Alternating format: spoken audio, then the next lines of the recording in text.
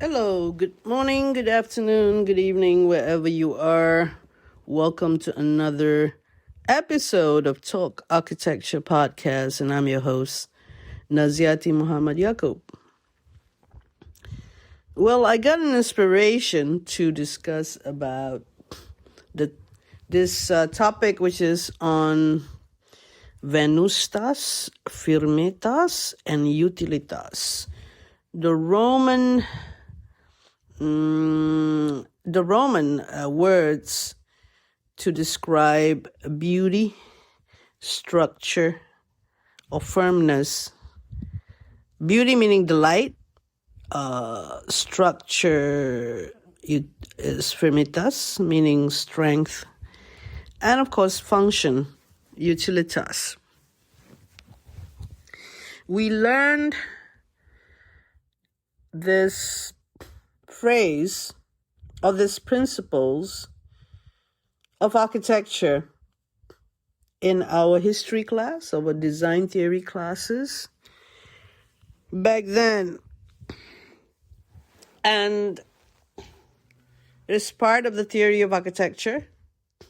There are other theories of architecture.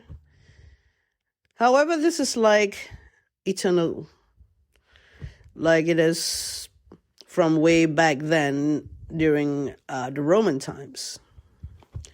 And the philosophies that is the antiquity that we learn that shape a lot of Western architecture and civilizations. So what we have here is something that we can refer to even in these modern times, obviously. It's a good way to observe and analyze anything around us that is crafted, that is made. And we could safely say that based on the quality of the product, that these principles are able to be the, so we say, the standard bearer of these products and its quality. And it's not only in architecture, but in any work that you find, especially craft work. We needn't go far. We just look around us. If the designer considered these factors, I was talking to someone who is in their 20s, early 20s, who does crochet and even have business of doing her craft work and getting customers or getting people to want to her to do something for them, like a keychain or a doll and something like that, or a coaster. And she was talking to me about the coaster that she made and that she put a felt so that it is less, it's more functional. So you have somebody who doesn't have any background at all in architecture or in making construction, referring to the principle of firmness in her work, which is just a coaster made of yarn. And she said, in order for this coaster to work, I need to put the felt at the back so that it doesn't wobble, or it's more, when you place it on a flat surface, it doesn't really shift or curled up. So when we go into designing something, detailing it out, understanding it, we go to a series of curious thoughts, which are translated into the list of things that we needed to do so that the product is of a high standard and it's a quality product. So you can apply this to any products we have around us, and that's what our world is made of. there's less and less of the nature outside and more of man-made products around us. We sit in our bedrooms and then look at our bed and how comfortable it is, the mattress, the bed frame, the dresser, the mirror. We can go through all of our rooms in the house and we can see the things that we buy, procure, and we see them to be, whether they're beautiful in our eyes. It doesn't matter to whose eyes at this point, because it is our private domain. And we can see whether it's beautiful enough. We like the way that it's shaped and formed, and whether it's sturdy and whether it is useful. We look at bottles and jars and lotions in our bathroom, in the kitchen, products that we bought on the shelf that may help us do certain tasks, like cleaning, and whether we can hold them well when we pour the product or when we squeeze the product. And, those lotion, well, they are not bottles, but they're like, how shall we say them? We need to squeeze them, like toothpaste containers, right, that we buy.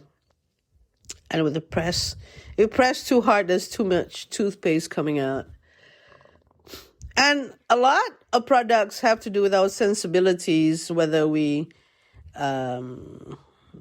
apply our own strength, whether we're mindful of that at that moment, whatever that we're doing is not excessive.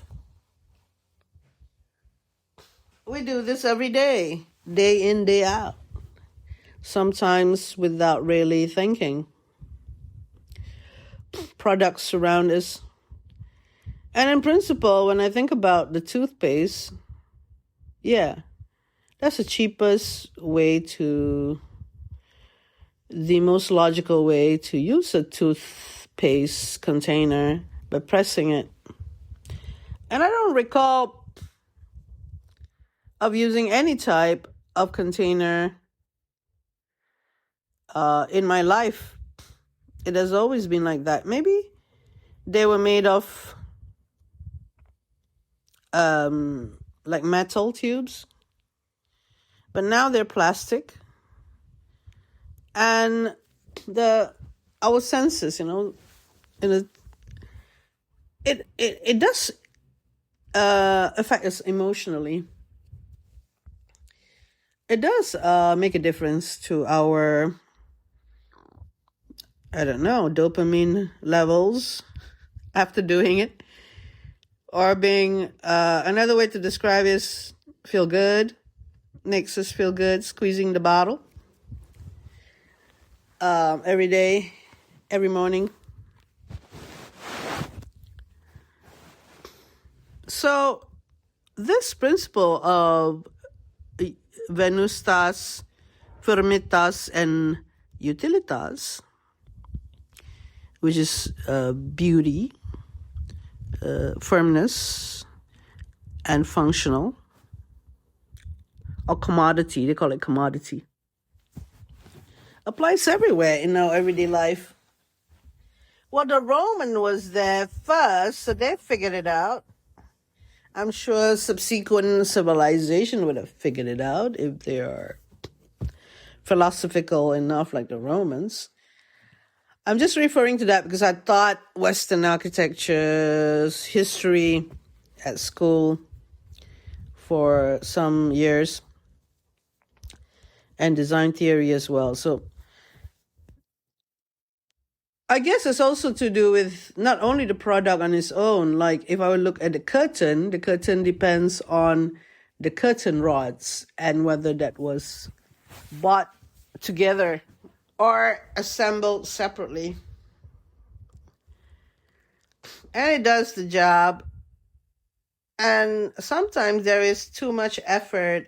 Like I said earlier about the excessive excessive effort needing to draw the curtains.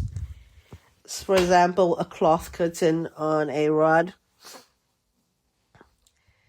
And we are not really conscious if we are not in pain, or we are not troubled or inconvenient. We are okay with doing what we normally do every day, drawing the curtains with that sort of furnishing or setup and system. And then one day we decide, this is too much. I need to have a set of curtains or system where I don't have to exert too much because it's taking a toll on my arms, for example. Now, this topic, I am trying to explain when disability intersects with architecture. When we talk about disability, it extends. Somebody can function, can do things normally, or can be of ease in terms of, when we put barrier-free principles in terms of using the thing, being safe while using it, and have access to it. I mean, this disability is not anything, the idea now, the modern idea, the social model of disability, that there's nothing wrong with you. It's just a product that was designed or placed in a system or combined in a system that is hindering your participation in normal life and social life. It could be in trying to educate yourself and trying to just do everyday, daily activity living, such as the basic things of dressing up, getting up, going to the bathroom, getting dressed, bathing, maybe go to the kitchen and make something. So these products, they may be useful at a certain time, but then you start having niggling pain or strain. So you need to change the product if you can afford it. And some products out there are like the infrastructure, like pavements and crossings and roads, bridges.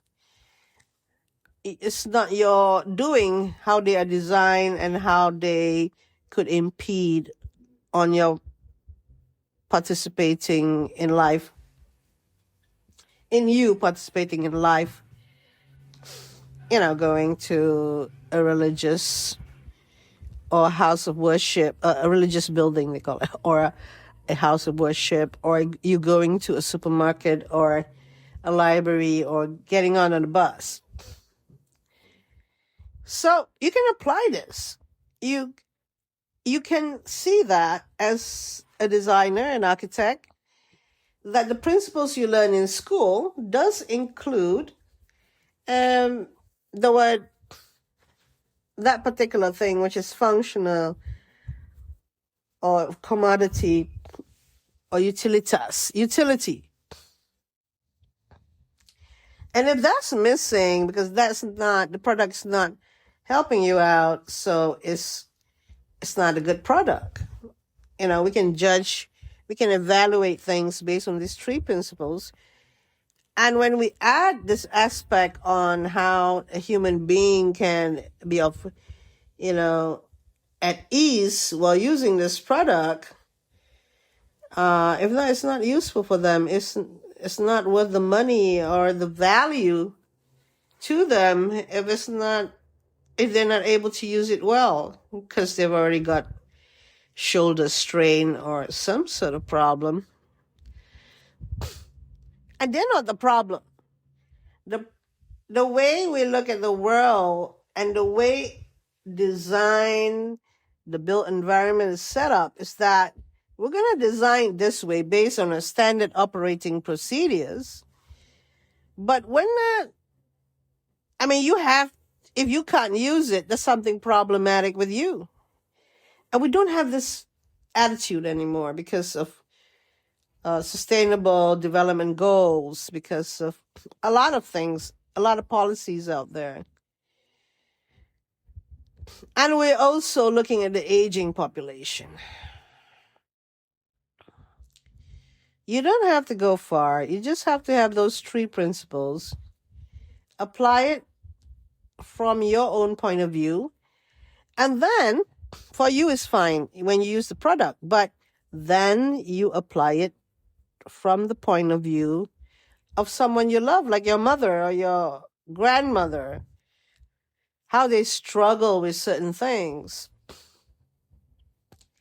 I did some podcasts on the empathetic designer before. And there are a lot of this other podcast episodes referring to this, but I haven't discussed it this way. It's to do with practice, it's to do with education, it's to do with attitude, and it's to do with how we approach things. It's very basic at its core. When did you start to learn about these principles of Venustas, Firmitas, and Utilitas? Was it explained to you in theory class? Excuse me for my coughing. Was it proposed to you? Was it instilled in your knowledge and skills at the foundational level of architecture school curriculum? Or if you were an interior designer or product designer, have you come across it? And if you are a graduate now and you never actually discussed it or understood it, you can pick it up now. It's because it's very helpful for us to get into understanding accessibility and universal design, for example. And the needs of the user. Designing for the needs of the users, which before we thought the users are also the client in a way that, like public buildings, shopping malls, hotels, we are designing for the client, which is the one that is paying us. But being an empathetic or empathic designer, we know that the client would like the building that we're designing for them to provide the needs for all the users. That is making money. That is valuable for people to come. You know, I've been in hotels, many hotels, old hotels sometimes. They've been there forever, in the 70s. And that was a particular hotel. I think it's a City Bayview in Penang. It's an old hotel. It used to be the Merlin. Penang is an island in Malaysia. And I used to frequent Penang a lot. And there was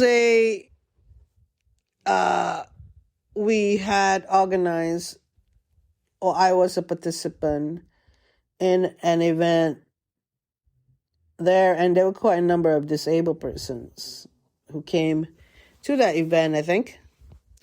And of course I have to stay overnight there.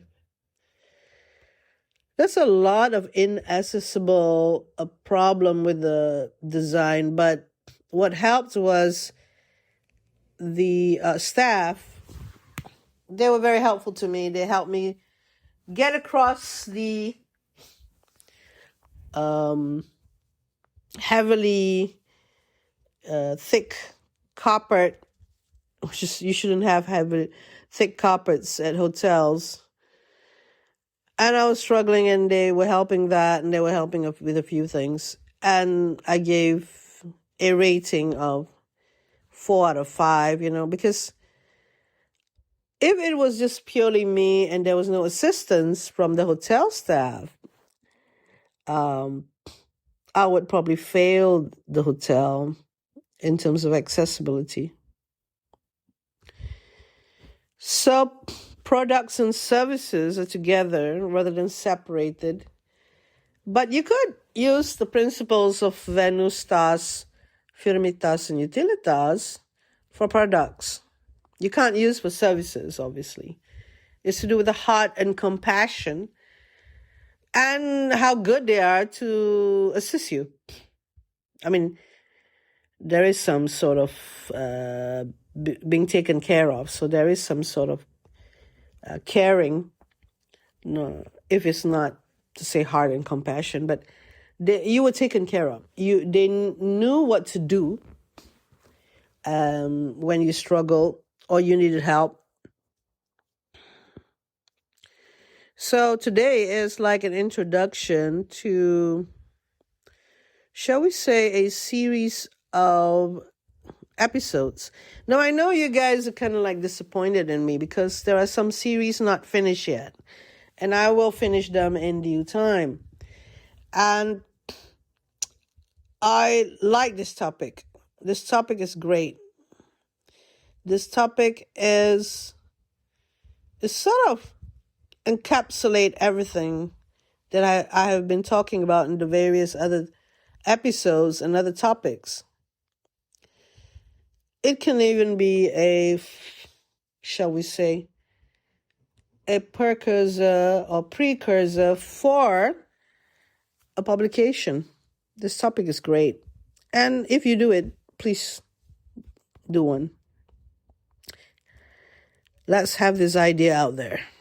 Thank you again for listening to another podcast on Talk Architecture with your host, Naziati Muhammad Yaqub.